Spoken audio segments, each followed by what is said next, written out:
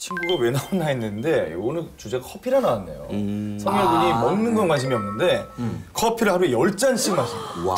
아, 저는 진짜 커피 없으면 못 살 것 같아요. 저는. 그래요? 아메리카노? 예, 아이스 아메리카노. 아이스 아이스가 아메리카노. 돼요. 뜨거운 커피. 거는. 제가 스케줄 막 하다 보면 밤샐 일이 많아요. 막 연습하고. 그죠. 집중을 해야 되니까 한 잔씩 먹다 보니까 이게 중독이 돼가지고 이거 안 먹으면 또 잠을 막 너무 불안해져요, 제가.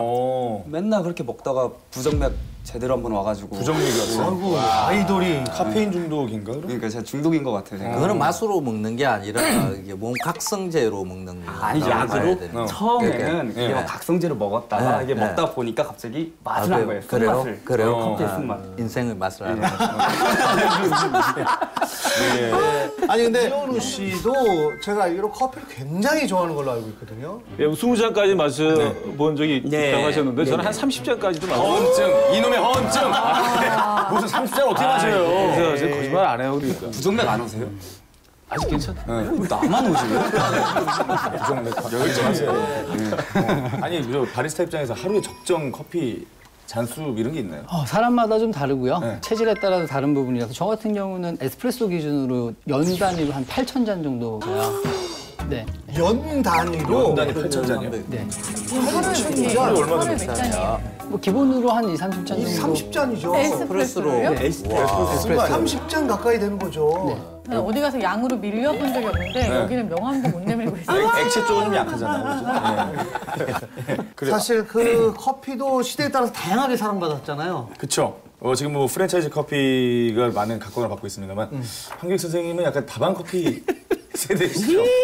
나이가 이게 너무 표시가 날 것 같아가지고 다방이라는 데가 들어간 게 그게 80년이에요.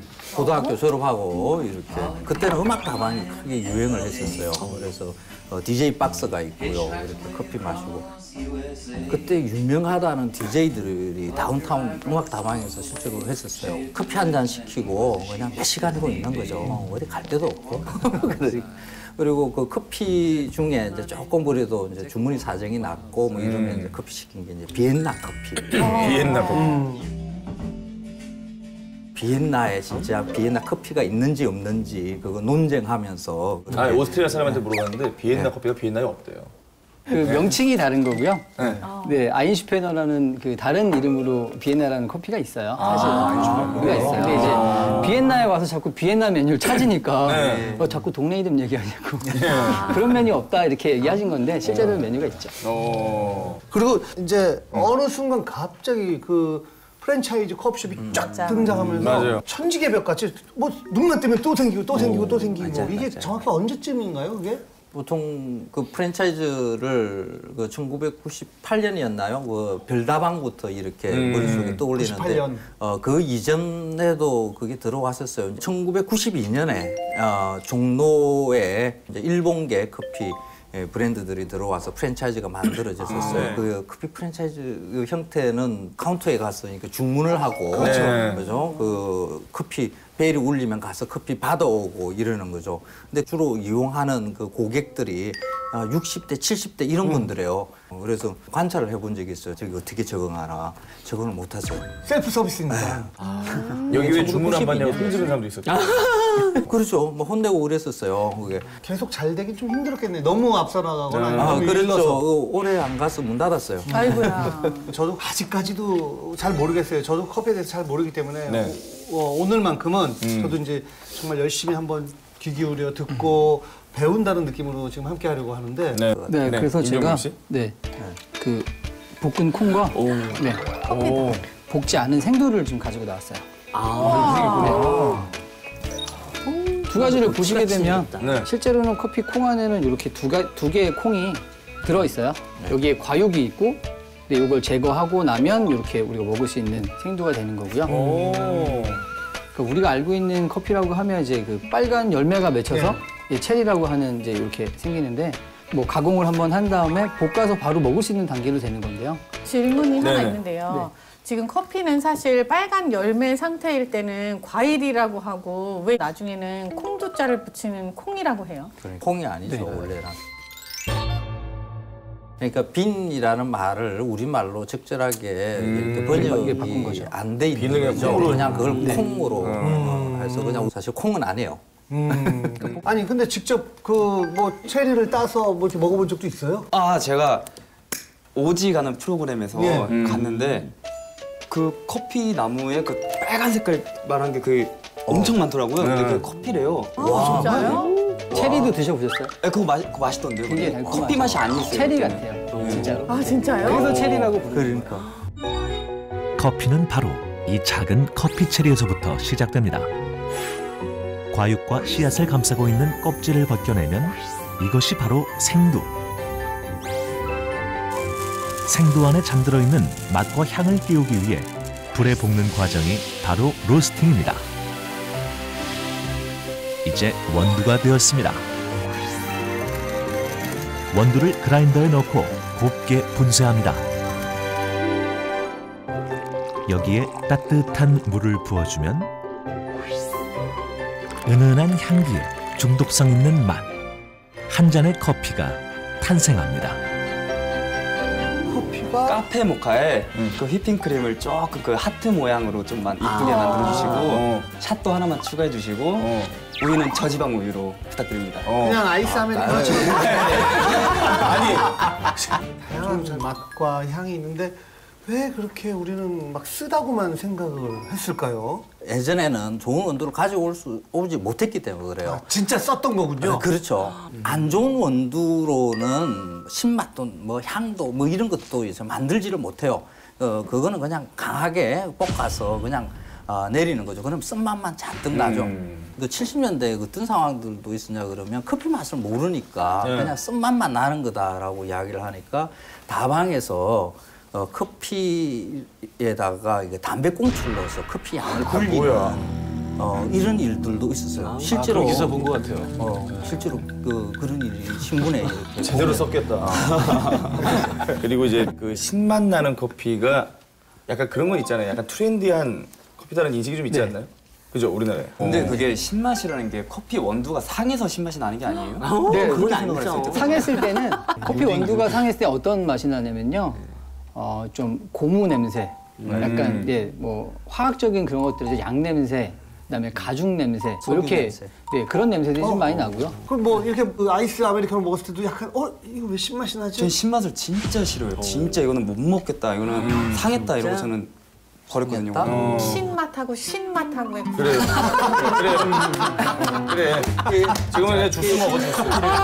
이게 어떤 원두 커피의 특징을 살려서 로스팅을 어떻게 하느냐에 따라서 좀 달라지는 건 분명히 있는데요. 네네. 신맛의 강도를 이제 알아야 돼요. 예. 강도가 되게 중요한 건데 굉장히 신 느낌의 그 레몬 같은 신맛을 혹시 느끼셨나요? 예, 저는 아예 그냥 먹자마자 뭐야 이거 식초 거친 신맛이라 그래서요. 지금 이게 로스팅의 포인트가 잘못됐거나 아니면 추출이 잘못됐거나 저런. 그런 이제 밸런스가 안 맞는 커피. 왜냐면 커피는 머신에서 추출을 하게 되면 머신의 메커니즘상 버튼을 누르면 처음에 신맛이 나와요. 그리고 두 번째 단맛, 쓴맛 이렇게 나오는데 그냥 신맛만 내고 끄는 거죠.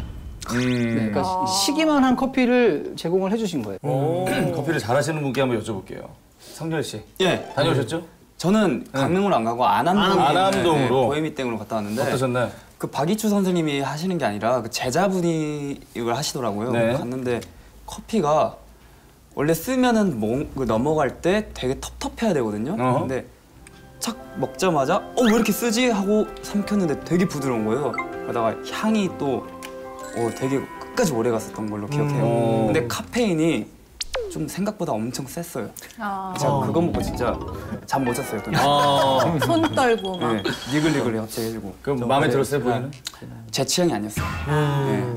그거 뜨거운 거 있어요, 또 심지어. 응. 전 아이스를 먹어야 돼요. 그거를 그 보헤미안 믹스를 아이스로 해드리면 괜찮겠어요? 저는 그런 거 먹죠, 저는. 아니 얼음 좀 달라고 그러죠. 얼음을 울고 자부심이 다니는데. 대단하세요, 거기가. 얼음을 이렇게 하니까 안 된대요. 자기는 이거 딱 이거래요. 얼음 달라고 하면 조금 그쪽도 깜짝 놀라겠죠. 네. 얼음하고 빨대 이렇게. 이현우 씨. 그래서 거기에서 우유를 붓기 전에 들고 와서 이렇게 쫙 부어가지고 바로 이제 잔에다가 따라 주는데 제일 맛있었어요. 제가 이때까지 마셔본 모든 카푸치노보다도. 정말. 네, 특히 한국에서는 그런 거를 처음 마셔봤어요. 왜냐면 대부분 우유 맛 따로, 커피 맛 따로예요. 그냥 우유는 그냥 우유 거품일 뿐이야. 따로 놀지 않는다. 근데 여기에서는 적절하게 섞여가지고 이게 입에 착 붙는 게 너무 맛있었어요, 진짜. 자, 이 시점에서 우리 성절 군의 클래식 카푸치노 어땠는지. 그래요, 물어봐야 돼요. 이거 또 이거 말하면 또 뭐 아니. 들릴 것 같아요. 막. 그리고는 거짓말을 못하니까. 그러니까 어디 가서 뭐 특별하다고 그런 솔직히 못 느꼈어요. 그냥 거품이 이게 부드러운 건 사실이에요. 근데 되게 평범하고 이름대로 그냥 되게 클래식해요. 아니 카푸치노를 먹어본 적 있어요 이전에? 많이 먹었죠. 그거랑 다르지 않았어요? 아니 저는 아유 입이 이상한가? 특별한 차이를 모르겠어요. 네, 모르겠어요. 거품만 좀 어떻게 맛있는 거는 알겠는데 완전 다르던데.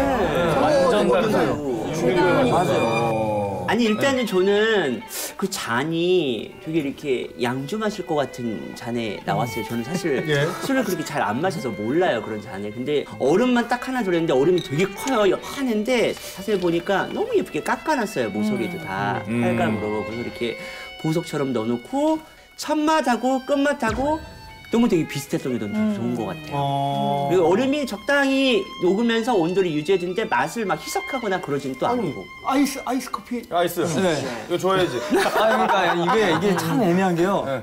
얘기해도 이제 그럼요. 솔직하게 되는 거죠. 진짜로. 제가 괜찮았죠 그랬더니 저한테 그러니까 이게 저는 아이스를 어쨌든 나오니까 되게 좋아했어요. 이제 아이스다 하고 먹었는데 진짜 화가 치밀어 오르는 거야. 왜? 아이 뭐 똥맛 같이 갔던 사람한테도 이거 냄새부터 맡아보라고 비료 냄새가 난다고 이거. 이렇게 생각할 수도 있나요? 이 페이퍼 드립하고 융 드립의 차이가 있어요. 페이퍼 드립 같은 경우는 그 추출되는 속도가 더 빠르거든요. 근데 물 붓는 시간이나 이런 부분들이 훨씬 더 정확해야 되고 좀 짧게 천천히 담아야 돼요. 그래서 시간을 보통 일반적으로 핸드드립을 뭐 한 30초에서 뭐 2분 30초, 3분까지 이렇게 내리기도 하는데요. H카페 같은 경우는 실제로 한 4분 30초? 그 정도를 추출을 한다고 하더라고요. 근데 강배전된 커피에서 그렇게 추출이 되다 보니까 카페인 성분 자체가 뜨거운 물 열수를 만난 시간이 길면 굉장히 텁텁해지고 써져요. 그 커피를 마셨을 때 일반적으로 차가운 느낌의 약간 다크한 느낌을 더 받으면 지금 성렬 씨가 얘기하는 것 같은 그런 커피 맛이 날 수도 있는 거죠. 그리고 그 이제 로스팅 방법이 여러 가지가 있어요. 로스터도 되게 종류가 많아요.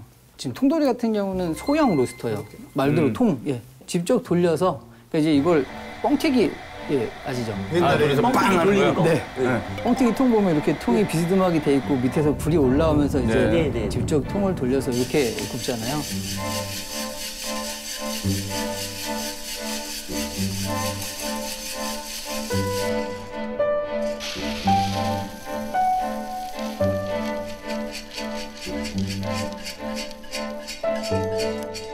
근데 실제로 되게 변수가 많잖아요. 콩도 다르고 그날 온도 부분 다 다르기 때문에 이걸 맞춰서 해야 되는데 그런 부분들이 너무 어려운 거예요. 그러다 보니까 아예 그럴 거면 특징적으로 그냥 좀 강하게 볶아서 브랜드 네임처럼 정말 이런 지옥의 맛을 주자 이거죠. 여기 분위기는 어땠어요, 성렬 씨?